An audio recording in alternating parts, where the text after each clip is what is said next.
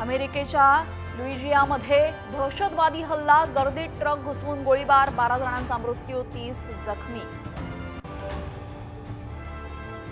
गडचिरोलीमध्ये 11 नक्षलींचं मुख्यमंत्र्यांसमोर आत्मसमर्पण, गडचिरोली नक्षलमुक्त करणार देवेंद्र फडणवीसांचा निर्धार.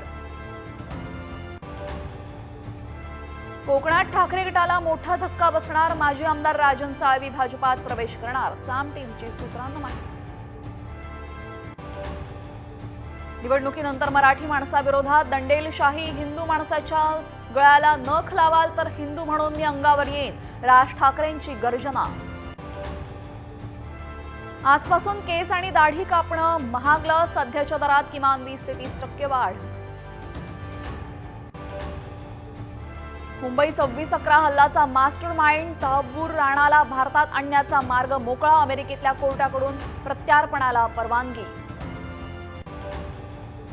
नव्या वर्षात मुंबईकरांना करवाढीचा फटका, मालमत्ता कचरा निर्मूलन कर वाढणार, पाणी आणि बेस्ट प्रवासही महागण्याची शक्यता. एसटी महामंडळात 2000 कोटींचा घोटाळा, भाडेतत्वावर बस घेण्याच्या निर्णयाला मुख्यमंत्र्यांची स्थगिती, साम टीव्हीला सूत्रांची माहिती. मुंबई महापालिकेच्या रुग्णालयामध्ये सफाई कामगाराकडून रुग्णांची तपासणी, चेंबूरच्या शताब्दी रुग्णालयातला धक्कादायक प्रकार.